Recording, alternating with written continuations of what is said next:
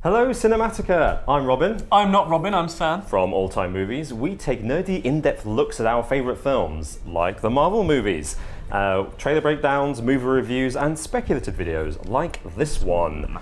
Captain America Civil War is out, Sam. What does it mean? Oh my god, what does it mean? It means you're in for a good bloody time at the cinema. With an analysis filled to the brim with spoilers, we have a look at how this affects the Marvel Cinematic Universe as a whole. Spoilers follow.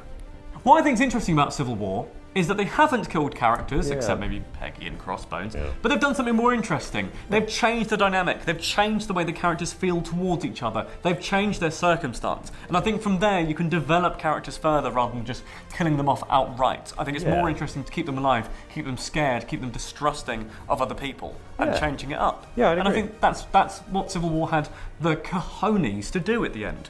And that's why I admire it. The Avengers' self-esteem must be an all-time low. This is the first time in a Marvel movie where the villain wins. Yeah. Zemo says at the end, "Have I failed?" or something to that effect. Something like that, yeah. But it's the first Marvel film where the villain is actually victorious. The Avengers Empire has fallen. That's what Zemo wanted to do. He wanted to break the Avengers apart, and they have now broken apart. Yes. Everybody's all over the place, and everybody hates each other at the end of the film. Hates each other. It's terrible. What it makes me think of, though, if Zemo, an ordinary human being from Sokovia, can beat the Avengers, can win in a Marvel movie, what can Thanos do? I dread to think. Exciting times. From his Thanos copter. Avengers Infinity War Part 1, when it finally comes, will very much be about the old Avengers team, including Vision, including Scarlet Witch, kind of hopefully coming back together to fight a common threat. Well, Vision has to die, right? True, for Vision's the Infinity powered Gem, by the Infinity Gem, which has to be ripped out by Thanos at some point. Ouch. So that's the climax of Part 1, I guess. We'll see how that goes, See how that goes. Speaking of those avenging folk, who is even left of them? Yeah. I mean, the Avengers team that was left at the end of Age of Ultron, we've got Rhodey. Rhodey's pretty much paralysed now, unless Tony Stark can equip him with some tech. Yeah, magical leg braces akin to the Dark Knight Rises at the end of the film, but yeah, it doesn't look very promising. Doesn't look already. great, does it? No. Tony Stark is still going because he says he can't stop. True. That's what consumed his relationship with Pepper. He's still going? Vision is still hanging around with a cardigan, playing chess with himself. But all the others are on Cap's team, who are now fugitives. All of them, even Hawkeye, who was retired. Yeah, exactly. Which makes me think that now Cap's team will become the Secret Avengers. Yes. Avengers who are avenging outside the law. Yes. However, outside the law, yes, but with no budget. No budget. No Stark, no Shield, no funding. Yeah. No. How are they going to do it? They won't have Quinjets anymore. Yeah. Literally no Shield in Cap's case. He left it behind for Tony to Very take. clever. Yeah. Like that. Cool. Good one. But yes, it does bring into question, how are they going to manage to even avenge? And let's not forget, what about if the Accords were agreed, and we don't actually know if they were, but if they were passed, what does that mean for the remaining Avengers, Tony Stark, Vision, and Rhodes, if he's functional? Because, you know, they have to do what the UN tells them to do. What can they do? They can only go where the UN wants them to. If they see a situation that they want to intervene in, they have to ask first. Yeah. You know, this is part of the whole restriction Yeah. argument. It's a good... Marvel have put themselves in a good position, though. Yeah. For the rest of Phase 3, we can now plausibly explain away why the Avengers don't turn up for every solo movie. Yes. Oh, yes, exactly that. And also, you've got two Avengers going on at the same time. Yeah. Cap's Secret Avengers and Tony's official Avengers. Interesting. If you like. Yeah. So many relationships in this have been schismed, destroyed, skewed. It's been a massacre of, you know, relationships in this. Vision and Scarlet Witch, they can no longer have any sort of rapport with each other. She can't trust him anymore. Speaking of Vision, Vision makes a human mistake in this movie. A very human mistake. He becomes distracted by Scarlet Witch. Now, what's interesting about that is people are going to trust him less. He was their go-to logical point of view, but now he's skewed by emotions. He's got some emotions now, which is exciting. It's very exciting, but it's also troubling for him, I think, as a character. Massively. Yeah, so he doesn't know where he stands anymore. Hawkeye, now fully fledged, hates Tony Stark. Yeah, that scene in the jail Tony where Stark. he's just laying into him. Yeah. Yeah, it's going to be difficult to see whether or not they can ever trust each other ever again.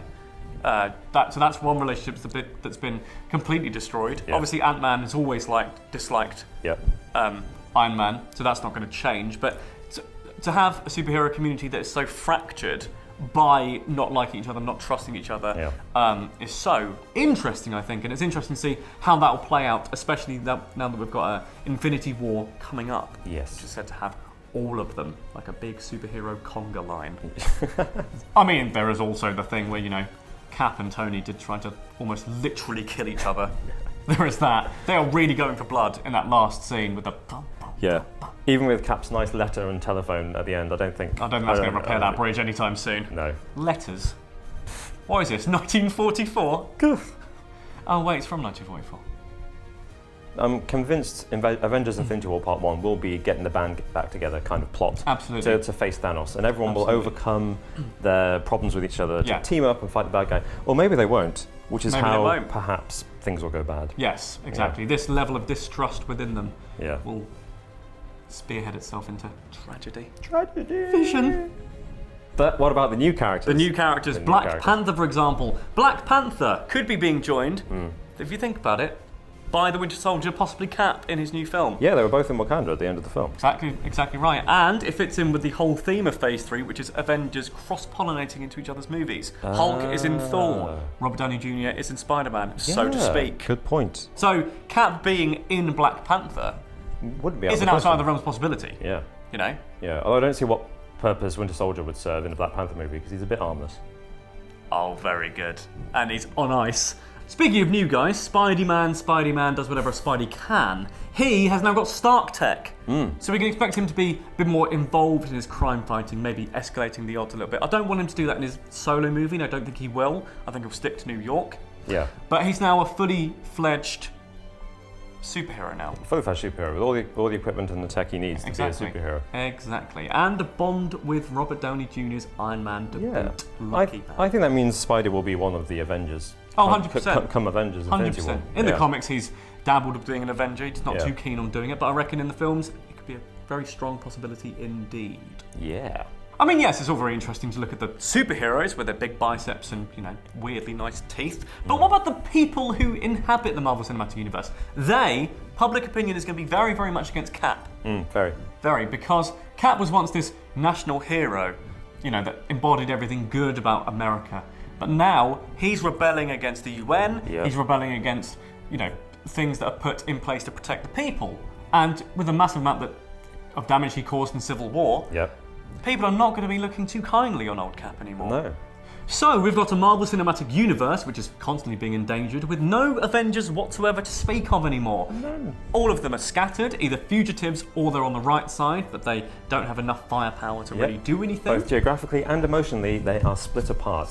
And are they going to come back together in time for Infinity War? We'll have to find out. We'll have to wait and see. But thank you very much for watching Cinematica. Thanks for watching, guys. Where do you think the MCU is headed, and what did you think of the film Captain America Civil War itself? Please let us know in the comments below. And if you like this video, there will be a link on screen somewhere right now. You can click and check out our channel for more videos like this and spending more time with nerds like us. We're from Britain, by the way. Nice to see you. Yeah, nice. It's nice to go across the pond occasionally, isn't it? Yeah, it is, isn't it? Yeah. Anyway, well, thanks. Thanks for having a Cinematica, and see you soon, guys. Bye. Bye. Oh, just touch your hand there, sorry.